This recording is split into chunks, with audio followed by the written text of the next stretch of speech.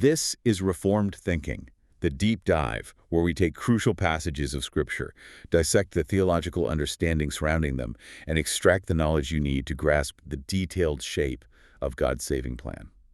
Today we're going back to the very beginning, to the early chapters of Genesis. We're focusing on a passage that acts as this dark and really defining pivot point in the story of humanity. Genesis 6. Genesis 6, specifically verses 5 through 10. We've brought together material that looks at these verses as a necessary theological lens. I mean, this passage doesn't just tell us what happened with the flood. No, it's the why. It's the why. Why was the flood necessary? And maybe even more surprisingly, how did anyone, against all odds, survive it? Our starting point in Genesis was this world that God himself declared very good. But in these verses, we see this shift to a world defined by great corruption. It's a shocking contrast. It is. So our mission today is pretty clear. First, we have to face this sobering diagnosis of the human condition that God gives from his all-seeing perspective. Second, we need to understand God's holy and just response to that wickedness, his grief and his judgment. And then the turn. And then the turn. We'll trace that startling intervention of sovereign grace that just completely shifts the story and secures a future. You really can't overstate how big a pivot this is. I mean, when you look at the flow from Genesis 3 on to chapter 6, you just see this terrifying, almost geometric spread of sin's infection. It accelerates so fast. It does. You go from one act of disobedience to, family problems, then Cain's murder, then Lamech bringing in polygamy and this arrogant self-exaltation. And all through the genealogies, you have that solemn drumbeat, and he died. By the time we get to chapter 6, evil isn't just a series of, bad choices. It has become the very atmosphere of human life. It's what people breathe. And this text is so vital because it just confronts our modern illusions head on. This idea that humanity is basically good or maybe just neutral and needs a better environment or more education. This passage just pulls the rug out from under that. It shows us the devastating truth about the human heart. And because of that, it shows us the reality of a God who is both deeply grieved by sin and absolutely righteous in opposing it. This isn't just ancient history, it's anthropology and theology all rolled into one. Let's unpack this defining moment. So we jump right into the severity of the diagnosis in Genesis 6:5. It says, God saw that the wickedness of man was great in the earth. The authority of this verdict is absolute, right? It's coming from the all-seeing, omniscient God who sees hearts, not just what people do. Yeah. Right. And that's the first stroke of this divine diagnosis. It establishes the sheer extent of the disaster. God saw that the wickedness of man was great in the earth. And that word wickedness in the Hebrew, it's not vague at all. It's specific. Very specific. It means moral evil, injustice, perversity. Basically, actions and attitudes that are directly opposed to God's holy character and his law.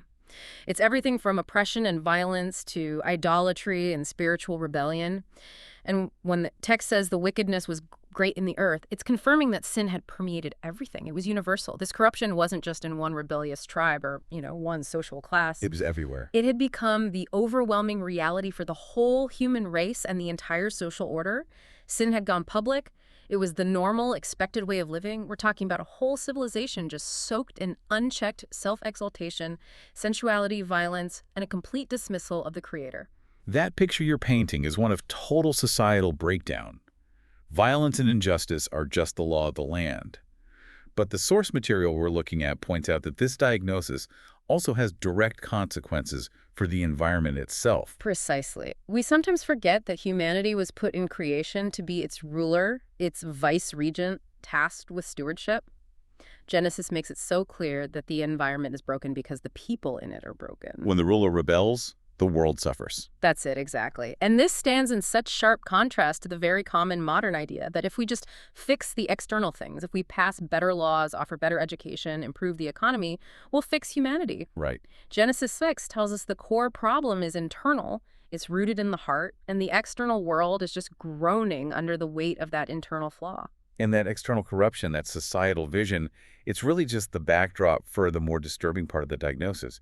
God's gaze doesn't stop at the visible actions. No, his sight goes deeper. Down to the very core of what makes us human. Yes, and this is where the diagnosis becomes surgically specific. The focus shifts inward to every intention of the thoughts of his heart. The visible great wickedness is traced right back to its invisible source. So the heart, in the Bible, that's not just about feelings, is it? Not at all. We tend to think of it as just the seat of emotion, but in biblical terms, the heart is the control center of the entire person. It's where you think, reason, will, desire, choose. It's the spiritual and moral nerve center of your being. Okay, so if the heart is the control center, what about the word intention? Good question. The Hebrew word there speaks of the bent, the frame, or the formed inclination of that inner life. So the diagnosis is saying that the very structure of human inner life, their settled designs, their purposes, their desires, is corrupt. So it's not just that they had bad thoughts sometimes. No. The issue is that the machine itself is fundamentally geared toward rebellion. The disease isn't, a rash on the skin. It is systemic. It's deep in the bloodstream. The entire spiritual and moral orientation is just wrong. The source material argues that this concentrated diagnosis is the biblical foundation for the doctrine of total depravity. So what does this diagnosis coming from God himself tell us about our overall understanding of human potential and our nature? Well, this is where we get the bedrock for what Reformed theology calls the doctrine of total depravity. And it uses what we can call the threefold universal language that's baked right into Genesis 6.5. This language leaves absolutely no room for ambiguity about the human condition without God's help. Okay, let's break that down. What's the first universal?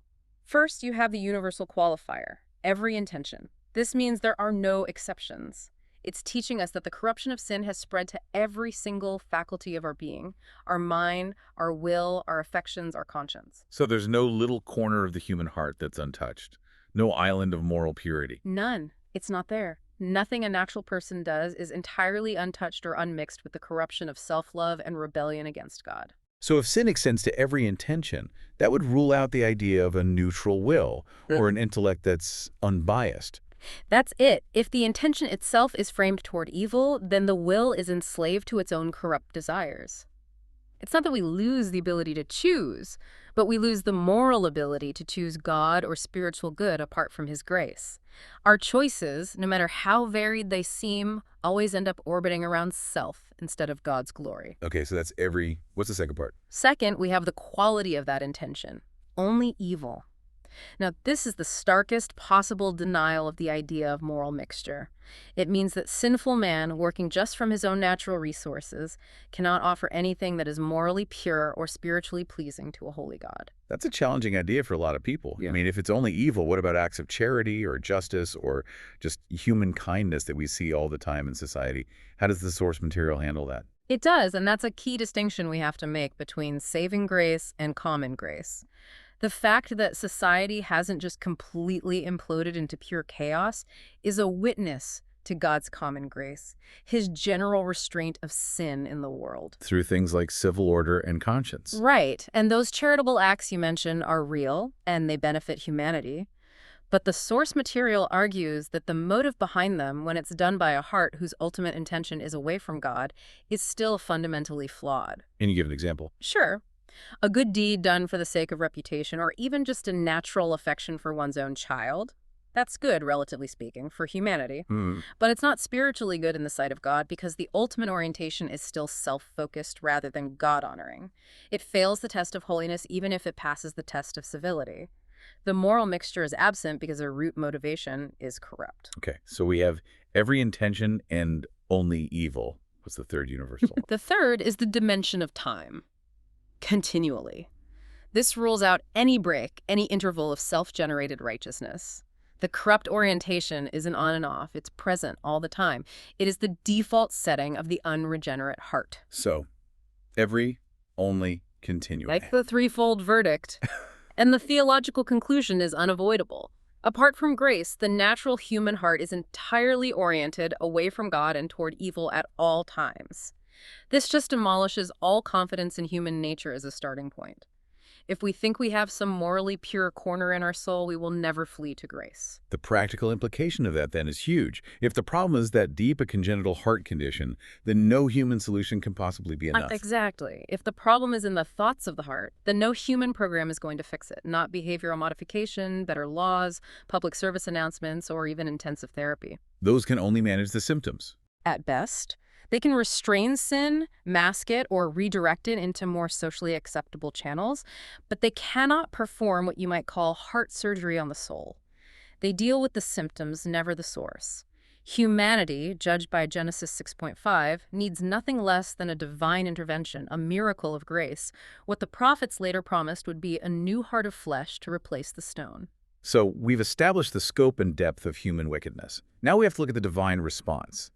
And the language Moses uses to describe God's reaction in verse 6 is, well, it's surprisingly human and intense. It says, "The Lord regretted that he had made man on the earth, and it grieved him to his heart." This inner response in verse 6 is, it's startling, and it requires some careful handling. The term that's translated regretted or repented is the Hebrew verb nakshem, and the sources are all clear on this. This is language borrowed from human experience. An anthropopathic expression. That's the technical term. It's used so that our finite minds can get a handle on God's real, personal, and intense response to moral evil. Before we go any further, I have to ask, why is it so important to define that word neshem correctly? Doesn't regretted make it sound like God made a mistake? Or that he's changeable, which would seem to contradict other clear teachings about him? That is the necessary question. And the sources all stress that we have to protect God's immutable nature. Scripture is so clear elsewhere, like in Numbers 23.9, that God is not a man that he should change his mind. So this can't mean God recognized an error in his plan. No, or a flaw in his foreknowledge. Instead, God's regret is understood as his holy moral disapproval of what man, using his freedom, has become. It marks a change in God's action towards humanity in time, not a change in his nature or his eternal purpose. Okay. God is consistently holy, and because man changed from good to utterly corrupt, God's holy disposition toward that corruption had to change from blessing to judgment. It shows us that he is personally opposed to wickedness. So it's not a change of mind, but a necessary righteous shift in the relationship because man shifted away from goodness. And this disapproval is explicitly tied to an intense emotional experience. Exactly. It's linked directly to the statement that it grieved him to his heart.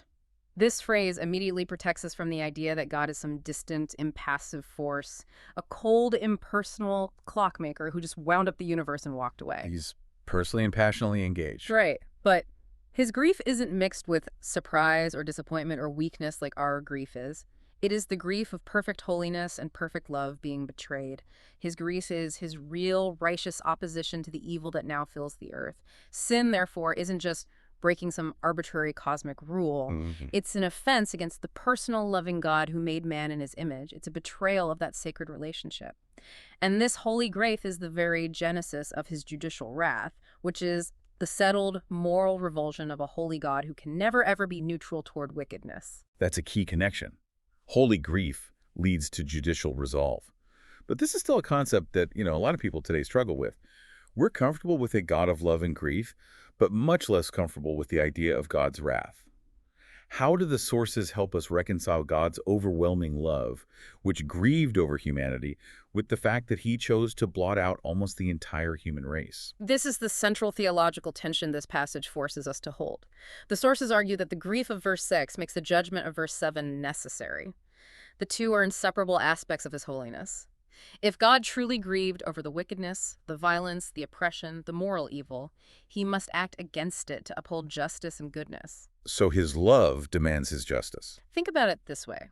A God who looked at rampant genocide, idolatry, and systematic violence with just serene acceptance, a God who was not grieved would not be good, or just, or even loving in any meaningful way. His love for his own glory and for the goodness of his creation requires him to oppose evil decisively. The judgment is not some emotional outburst. It's the righteous, measured response of a holy sovereign. That inner grief and moral revulsion leads directly to the outward action. So what was the specific nature of this judicial resolve announced in verse 7? The resolve is firm and absolute. I will blot out man, whom I have created from the face of the land. This blotting out is described as a moral event, a judicial act.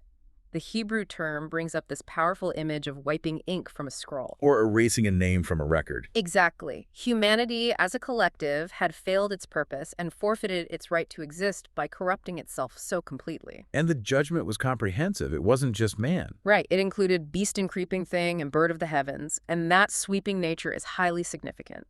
The source material frames this using what they call the decreation motif. It's a technical term, but it's an incredibly illustrative concept. Okay, let's unpack that decreation motif. It sounds like a direct reversal of the creation story itself. Can you connect the judgment specifically to the steps of Genesis 1? We can trace the parallels pretty clearly. In Genesis 1, God brings order out of watery chaos.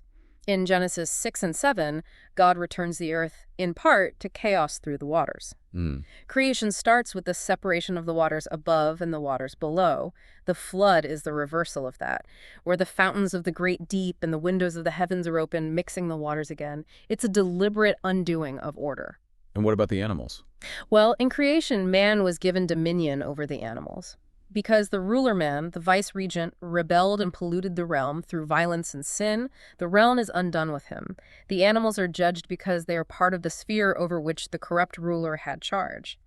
This anticipates later biblical teaching, especially in Romans 8, that creation groans under the weight of human sin. The flood was not an arbitrary natural disaster. It was a deliberate, judicial, and moral reversal of cosmic order. Precisely. This means the flood was a unified, necessary display of God's character. The grief of verse 6 and the judgment of verse 7 are presented as two sides of the same holy coin. God is the holy Lord whose heart is genuinely grieved by the betrayal of sin and whose perfect righteousness simultaneously demands that evil not go unpunished. And this truth is a necessary corrective. It is. It corrects any sentimental vision of God that has domesticated his love and consequently muted his holiness. The flood is a terrifying but necessary historical witness to the fact that God is constant, moral, and active, never indifferent to injustice or idolatry. And the practical application is sobering. Our own gossip, lust, bitterness, greed, and pride provoke the grief of the living God. Sin is never a trivial matter in the mind of the Creator. The narrative has brought us to the absolute brink. I mean, we have universal depravity, we have holy grief, and then this judicial resolve to blot out humanity. The story seems to be ending in total darkness, disaster, and death. But then we hit Genesis 6, verse 8. And it's described as the hinge point of the entire narrative, maybe one of the most hope-filled words in the entire Bible. That narrative turn is signaled by one simple but dramatic word: but. But Noah found favor in the eyes of the Lord. That single but is the decisive shift. It interrupts this cascade of merited judgment and universal corruption, and it introduces the theme of God's sovereign grace. And the turning point comes entirely from God's side. Entirely. It's his sovereign initiative. The text doesn't say Noah worked hard to earn favor or that he was intrinsically better than his peers. It says he found it. He was passive in the finding. God was active in the giving. So we have to define this concept of favor here. It seems like the very opposite of merit.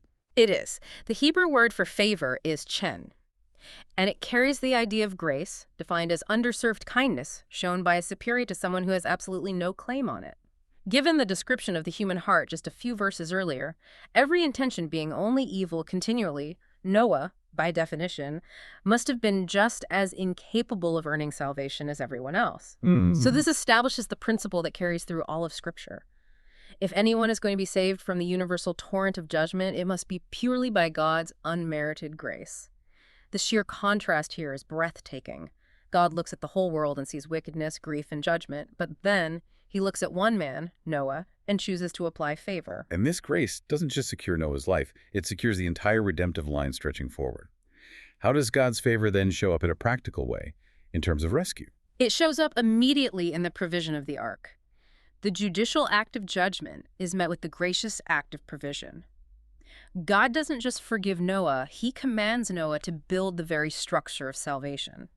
The judgment was sweeping, but God's grace preserves a righteous remnant, and it's embodied in a physical household and a literal vessel. The ark. The ark.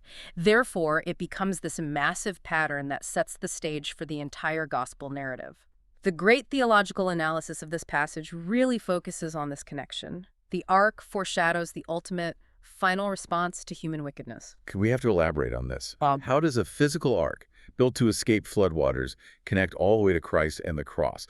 That's a huge theological leap for listeners that we need to clarify. It is, and it's the ultimate deep dive moment in this chapter. The convergence of God's holy grief and his judicial judgment isn't resolved by God just overlooking sin. It's resolved by the provision of a substitute means of safety. So consider the parallels.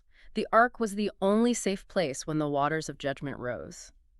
Those outside the ark perished, justly, under the weight of God's wrath against sin.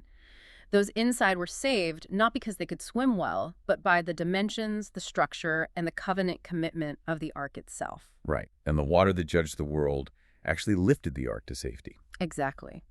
Now, in the New Testament, Christ is presented as the ultimate ark.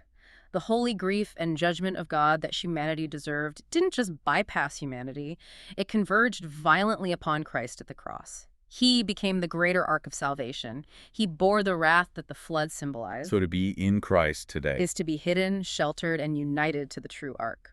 The waters of judgment fall, but they don't touch those who are united to him by faith. His finished work safely carries those united to him through judgment and into a new creation, just as the physical ark carried Noah through the floodwaters to the newly cleansed earth. The key parallel is that movement from deserved death to undeserved rescue, mediated only through a divine provision. This narrative shift, that "but Noah found favor," it fundamentally transforms the logic of redemption itself. It establishes that salvation isn't a human possibility.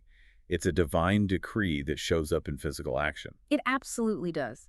The nature of the rescue kills all human pride and establishes grace as the starting line. I mean, imagine the alternative story. If the text read, Noah, seeing the wickedness of the world, began to work hard and by his superior virtue earned his survival. That would be a story of human achievement. Right. But instead, the narrative says God looked upon the universally wicked world and selected one person to favor. That is the story of sovereign grace initiating the process of salvation, ensuring that the deliverance, both historically and spiritually, belongs entirely to the Lord. The narrative continues by describing the result of that favor in verse 9. It says, Noah was a righteous man, blameless in his generation. Noah walked with God. And the logical and theological order of verses 8 and 9 here is critical, right? It confirms what we were just discussing about sovereign initiative. The sequence is, as you say, just paramount. Moses deliberately states God's favor in verse 8 before he describes Noah's character in verse 9. And this is the necessary theological lesson drawn from the sources. Noah did not receive grace because he was righteous. Rather, his righteousness was the fruit and the evidence of having found grace. Grace comes first, godliness follows. Yes. And we have to stress this point, especially in a world that's so prone to moralism. To reverse that sequence, to imagine Noah earned grace through some intrinsic goodness that miraculously survived the universal depravity of Genesis 6.5, is to slide directly into works righteousness. And that's the exact error the gospel is designed to overturn. The decisive difference between Noah and his contemporaries was not superior moral effort. It was the sovereign favor of God that rested on him. Exactly. God saved him, and therefore he was able to live differently. So Noah's righteousness wasn't the cause of his rescue, but it was the consequence of his selection. What did this righteousness, produced by grace, actually look like in his day-to-day life? What set him apart from that pervasive atmosphere of evil? True grace is never just a legal declaration that leaves the recipient unchanged. It's active. It always produces a visible, transformed walk. Noah's character becomes the evidence of the invisible favor he found. So to be called righteous Meant he lived in real conformity to the light God had given him. He trusted and obeyed the Lord. He wasn't perfect, but he was aligned with God's will. and blameless. Blameless speaks of integrity. This doesn't mean he was flawless, but rather that he was whole and undivided in his devotion. His life was marked by consistency and sincerity in his spiritual walk, which stood in absolute contrast to his corrupt peers whose lives were devoted to only evil continually. And then there's that simple but beautiful summary. Noah walked with God. It mirrors the walk of Enoch before him, and it signifies an ongoing habitual fellowship, an intimate relationship, and a willing submission to God's will, all in the middle of a hostile world. The sources really highlight that for Noah to maintain this walk in a world that had so thoroughly turned its back on its maker, it shows that grace not only starts the relationship, but it also sustains the remnant in communion with God against the current of hostility. The sources refer to Noah as a chosen instrument. And the preservation of this righteous remnant extends beyond Noah the individual to his whole family. Yes. The closing verses of this section state that Noah had 3 sons, Shem, Ham, and Japheth. This is so much more than a simple genealogical detail. It is loaded with redemptive significance because it secures the future of God's plan. How so?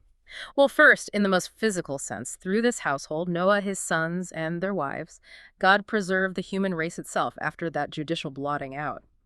This family stood on the other side of judgment as the nucleus of a renewed world, the start of the post-flood civilization. But there's more to it than just that. Much more. Most critically, sovereign grace used this family to preserve the covenant line.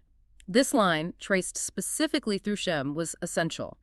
It would actually lead to the call of Abraham, the establishment of Israel, and the ultimate coming of the Messiah, Christ.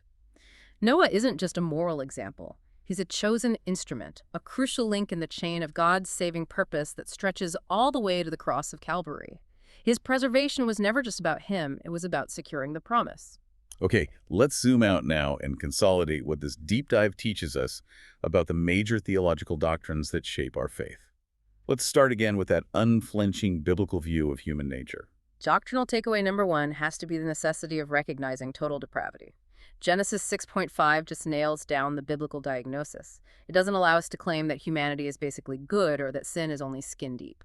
The problem, as God diagnosed it, is not corrupt systems, it's corrupt hearts. And corrupt systems are just the inevitable product of corrupt hearts. That's it. This passage forces us to abandon any confidence we might place in human autonomy or our own moral ability.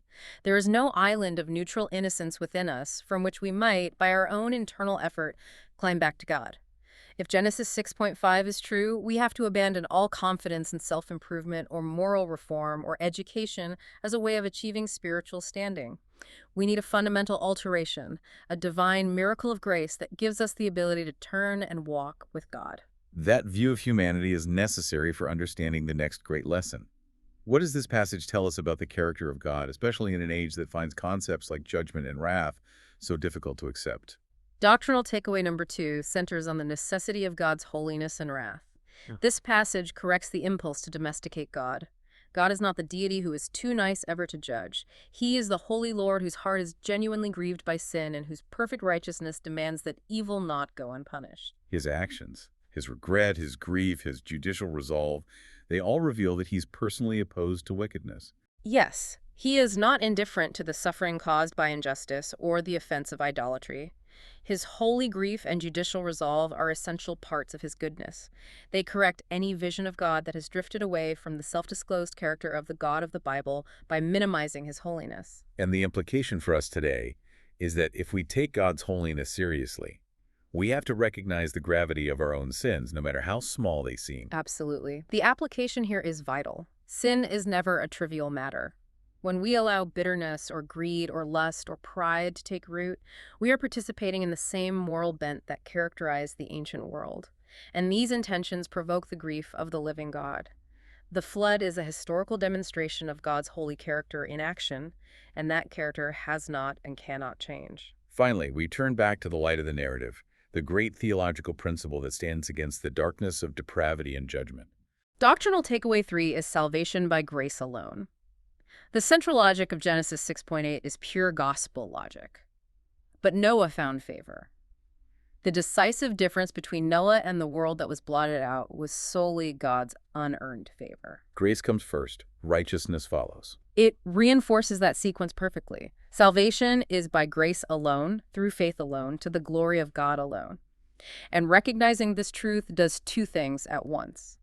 It kills human pride, because we can't boast in our own moral ability, and it fuels genuine gratitude for the rescue that's been provided. So if you are redeemed and walking with God today, it is because, like Noah, you were sovereignly chosen and brought into the ark. You did not climb out of the floodwaters by your own effort or your inherent goodness. And that realization should be the most liberating and humbling truth we carry forward. So let's bring this back to the listener. Jesus tells us in the New Testament that the last days will be as in the days of Noah, with people just oblivious to coming judgment, preoccupied with the normal things of life, right up until disaster struck. What is the final, pressing application of this deep dive into Genesis 6? The passage is ultimately a call to the ark.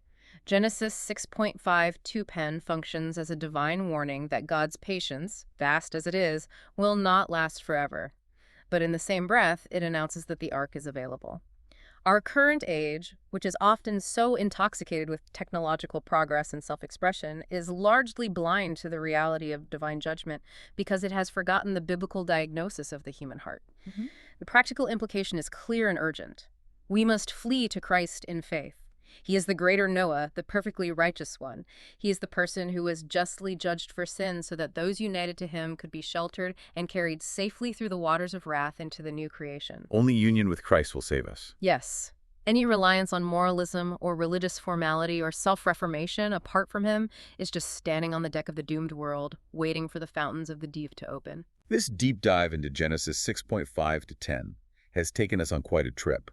From the greatness of corruption, confirmed by the all-seeing verdict of God, through the necessary display of holy grief and righteous judgment, and then landing firmly on the hope secured by sovereign grace that preserved a righteous remnant. And Noah's life provides the blueprint for how we are to live as true recipients of that favor. Righteous and blameless, walking with God against the moral current of our age. Grace is the power to stand out from the world's pervasive self-orientation, not the license to blend in with the civilization whose intentions remain oriented away from God. We've established that God's love for his own glory requires him to oppose evil decisively. So consider this. How should the knowledge that sin provokes the grief of the living God reshape your own daily view of small acts of wickedness?